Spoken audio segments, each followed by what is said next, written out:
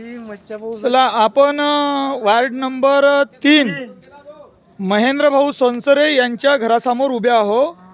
या ठिकाणी हा नालीचा बांधकाम ग्रामपंचायत भुगावणी केलेला आहे आणि हा जो पाणी आहे हा पाणी आपले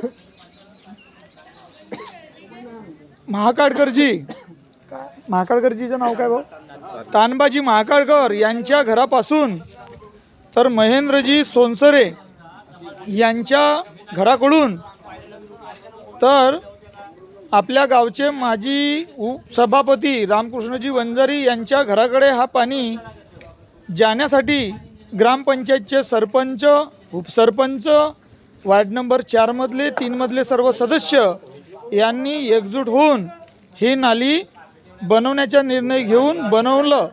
परंतु हा पाणी या नालीमध्ये पूर्णपणे जमा आहे, तिकडे पास होऊन राहिलेला नाही आहे। हे नाली बनवण्याच्या पूर्वी कोणत्याही प्रकारची ग्रामपंचायतचे सरपंच, ग्रामपंचायतचे मेंबर यांनी इथल्या स्थानिक रहिवासी लोकांना कोणत्याही प्रकारची विचारपूस न करता, त्यांना विश्वासात न घेता ही नाली बनवलेली आहे।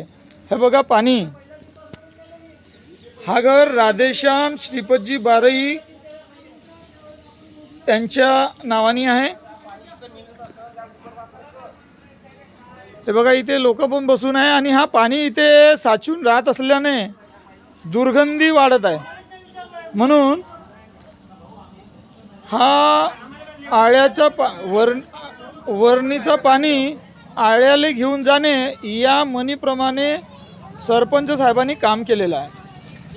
हा बघा पाणी पूर्ण साचून आहे, पूर्ण काळा काळा पाणी आहे।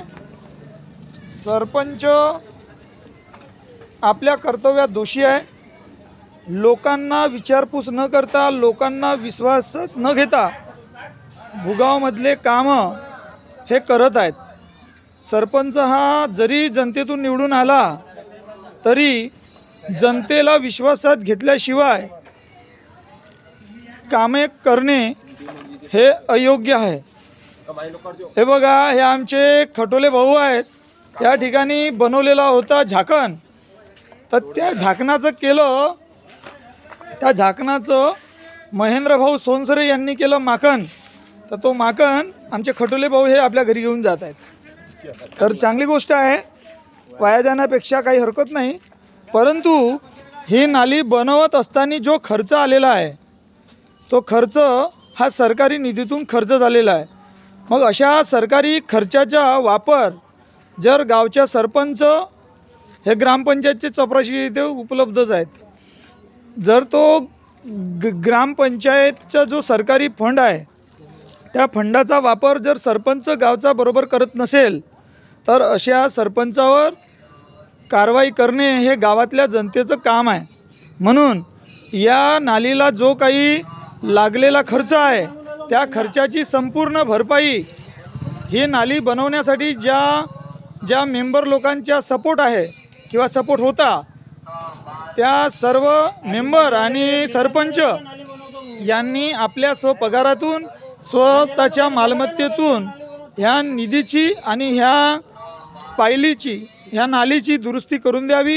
याचा जो इस्टिमेट आहे का ना 3 फूट खोल आहे। आता आपण महेंद्र भाऊ सोनसरे यांच्या घरापर्यंत आलेलो आहोत। महेंद्र भाऊ सोनसरे 2 शब्द आपल्याला याबद्दल सांगतील। याचा इस्टिमेट जो आहे ना, बोला महेंद्र भाऊ, काय म्हणता, तुमचं म्हणणं काय? याचा इस्टिमेट जो आहे ना 3 फूट खोल 2.5 फूट चौडी आहे का हे नाली? 2.5 फूट चौडी आणि 3 फूट खोल, त्याची लेवल तरी आहे का? पाणी पहा किती आहे, हे 3 फूट खोल आहे का? 3 फूट खोल पण नाही आहे, 2.5 फूट चौडी आहे आणि 2.5 फूट चौडी पण नाही आहे। म्हणजे बघा किती मोठा सारा घोळ आहे हे दिसून येते। एस्टिमेट बी पावा म्हणा द्यायला कुठे या नालीबद्दल आता जी सभा झाली होती 29/8/2025 तहकूब ग्रामसभा, त्या ग्रामसभेमध्ये सुद्धा महेंद्र भाऊ सोनसरे यांनी हा मुद्दा मांडलेला होता।